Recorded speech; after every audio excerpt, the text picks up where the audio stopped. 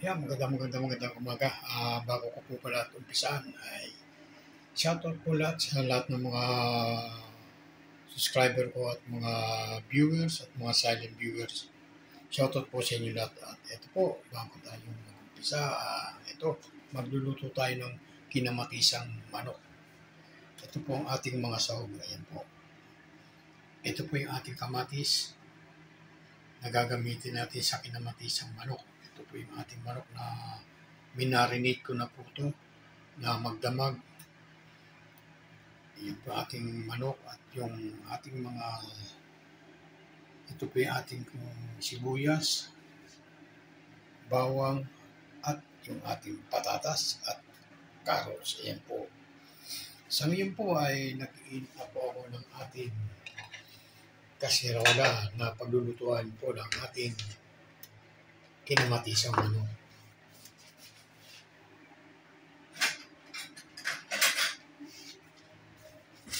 Po, umpisa na po natin maglagay ng ating bawang.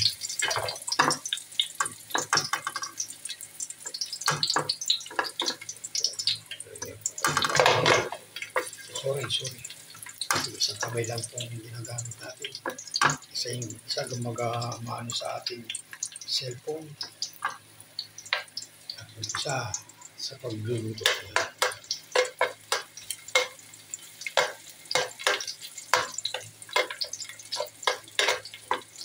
Yan po ang ating kinamatisang manok.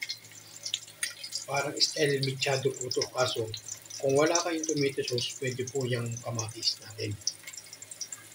Sa style mechado yan. Lagyan natin ang ating sibuyas. Linayan ko po yung ating sibuyas.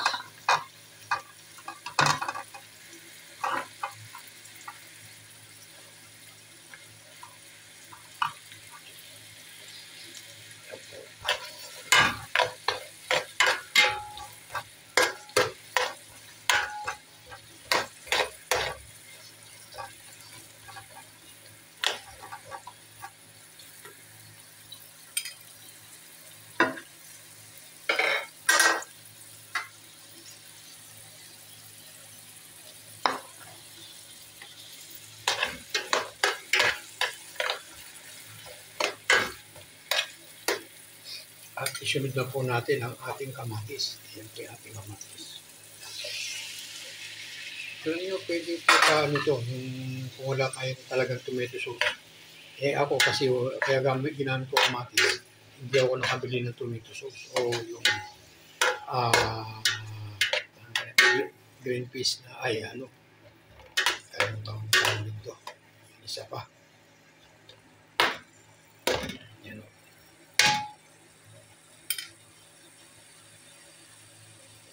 Hintayin lang natin na lumambot po yung ating kamatis bago na ilalagay yung ating takpan muna natin. Sorry.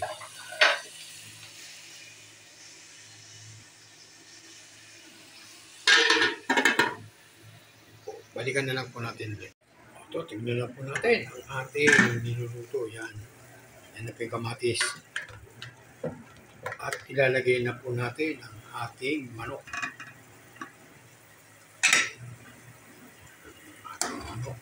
Ilalagay na natin. Yan po.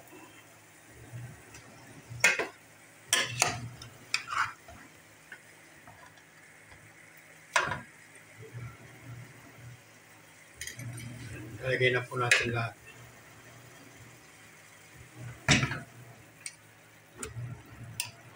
Malinis naman po yung kamay ko kaya nakita ko sa inyo kinakamay ko.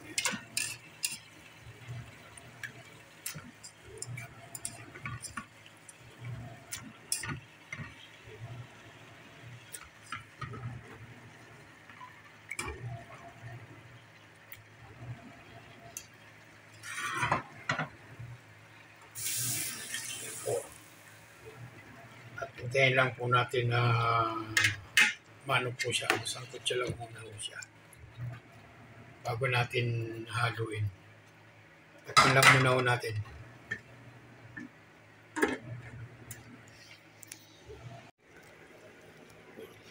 Haluin na natin. Ayan na, tubig-tubig na siya.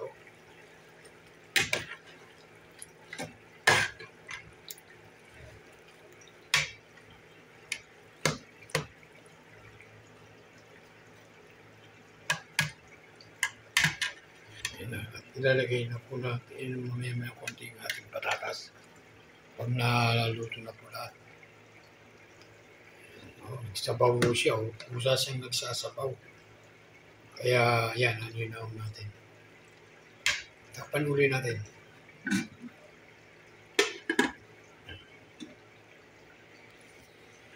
Tingnan na natin. Ito, may ilagay tayo, nagtubig. Pero okay lang yan. Para masarap medyo yan. Pero ito po, nalagyan po natin siya ng peanut tsaka keso. Ilalagay po natin. Ilalagay po ako ng klasong keso. Pasensya na po, naglalaba ako eh. Tingnan natin. Nagdadabog yung washing namin. Yan.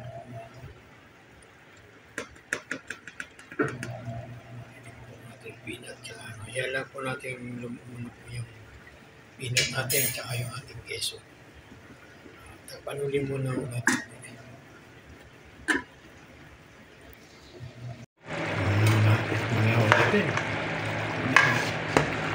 Ayan po ang ating kinamatisang manok.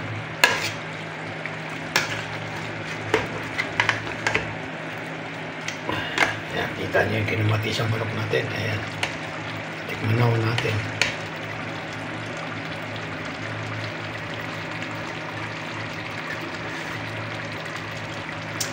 Ayos, ang lasa.